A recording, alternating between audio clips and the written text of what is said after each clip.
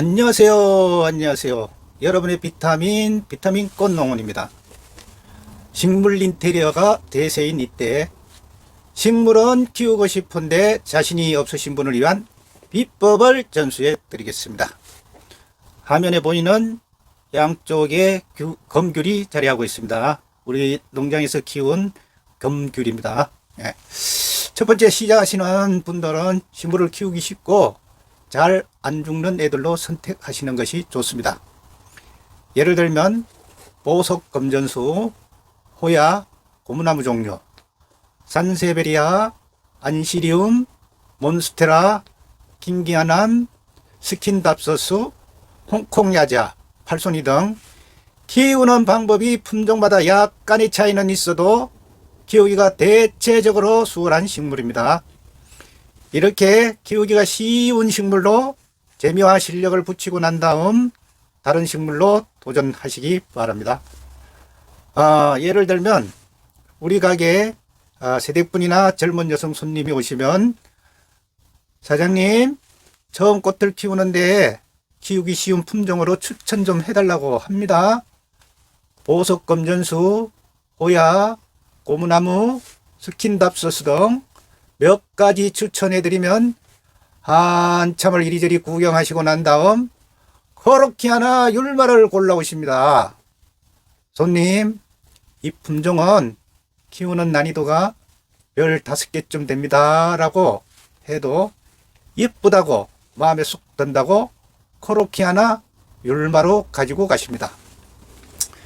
네, 결과는 뻔합니다. 그리고 얼마 지나지 않아서 바짝 말린 화분을 들고 옵니다. 처음 시작하시는 분, 처음 가드닝을 시작하시는 분은 꽃가게 사장님 말을 잘 들으세요.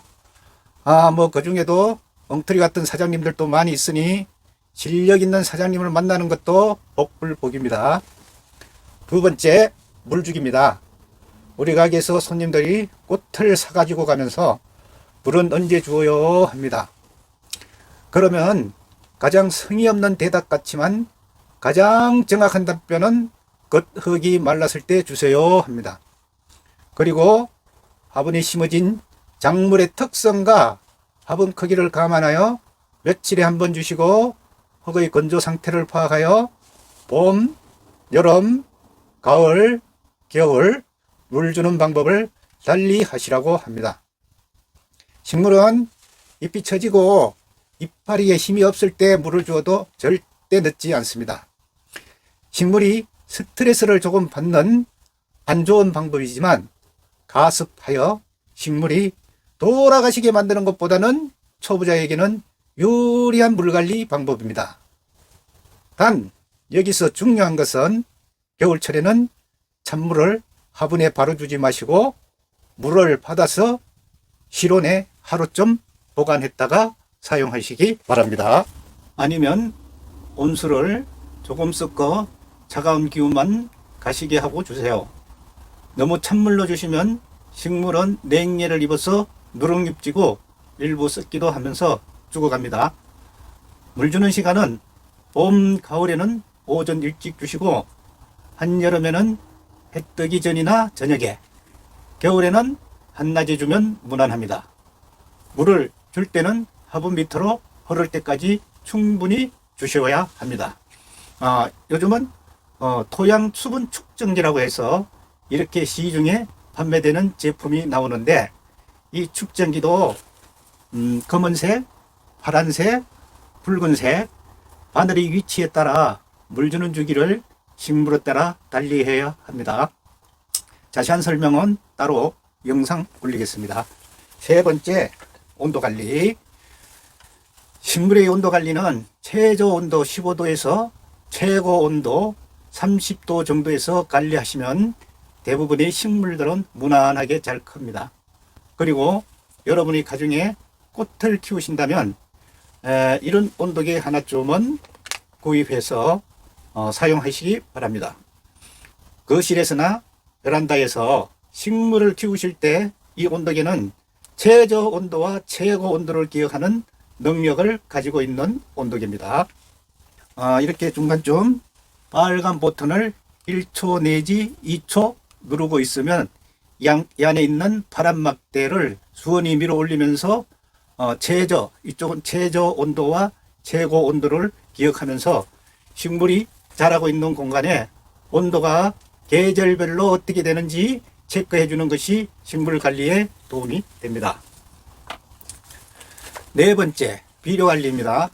비료는 꽃집에서 판매하고 있는 액비, 알비료, 원예용 유기질 비료 등을 주시고요.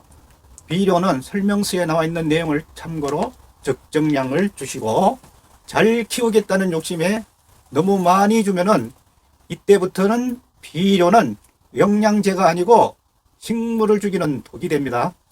각 가정에서 비료 주는 시기는 봄 3월 내지 4월에 한 번, 가을 9월 내지 10월에 한 번, 1년에 2번 정도 주시면 식물 성장에 지장이 없이 잘 자랍니다. 원예용 비료의 성분은 식물이 필요한 3대 요소, 질소, 인산, 가리 외에도 붕소, 고토, 망간 등 미량 원소들이 포함되어 있어서 식물 성장에 도움을 줍니다. 비료 생산 과정에서 전문가들이 필요한 성분들을 골고루 집어넣어 영양제 속에 포함되어 있으니 달걀 껍질, 겉빛가루 이런 쓸데없는 거 하지 마세요. 잘못하면 식물이 한순간에 돌아가시게 합니다. 비료 사용법에 대해서는 다음에 영상을 따로 올리도록 하겠습니다. 네 번째, 햇빛 관리입니다. 식물은 양지에서 잘 크는 식물, 양수, 엄지에서도 잘 크는 식물, 엄수가 있습니다. 그런데 우리 가정에서는 남양집은 식물이 성장하는데 필요한 햇빛이 충분한데 남양을 제외한 다른 방향의 집들은 무조건 엄수든 양수든 우리 집에서 햇빛이 제일 잘 들어오는 장소에 두고 키워야 합니다. 이런 식물을 전문으로 키우는 농장에서는 거의 대부분 비닐 온실에서 재배하는데 여기에 양수는 차광망 50%에서 70%까지 차광합니다. 그러면 우리 집은 햇빛이 베란다 창문을 한번 통과하면서 20% 정도 차광, 거실에 식물을 배치할 경우 거실 유리창을 통과하면서 20% 정도 차광되면 합이 40%입니다. 그러니 우리 집에서 식물을 키울 때는 양수는 햇빛이 가장 잘 들어오는 장소, 그 다음은 엄수를 배치하는 것이 좋습니다. 엄수라도 햇빛을 많이 받으면서 자라는 식물이 건강한 식물로 큽니다. 우리 집은 햇빛이 잘 안 들어온다 하면 식물 등을 설치하는 것도 식물이 성장하는데 도움이 많이 됩니다. 다섯 번째는 한기입니다. 한기를 안 시키면은 식물의 체감 온도도 높아지고 병충해도 발생하는 요인이 됩니다. 한기를 할 때는 베란다에 있는 식물의 잎이 직접 바람에 닿지 않도록 한기를 해주세요. 바람이 바로 맞으면 이파리가 타거나 검은 반점이 생깁니다. 여섯 번째, 분갈이입니다. 분갈이는 제일 중요한 것이 흙입니다.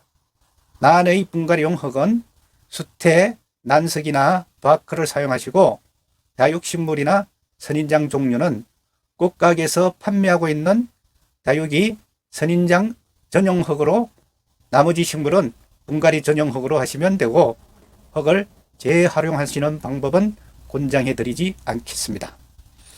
분갈이 전용 흙에는 펄라이터, 마사, 바크 등이 적정 비율로 배합되어 있어서 화분 바닥에 깔망을 깔고 난석, 마사, 바크 등을 사용하여 배수층을 만들어주고 그대로 사용하시면 됩니다. 분갈이 후에 물은 3일 내지 4일 후에 주시고 비료는 2개월 내지 3개월 후에 주어도 됩니다. 분갈이 후 비료 바로 주면 식물이 고사할 위험이 있으니 바로 주지 마시고 나중에 주세요. 자세한 분갈이 방법에 대해서는 영상을 따로 올리도록 하겠습니다.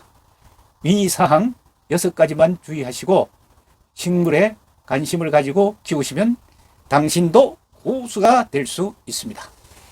꽃을 잘 키우는 비법 25년차 고수가 여러분에게 전해드리는 꿀팁입니다. 감사합니다.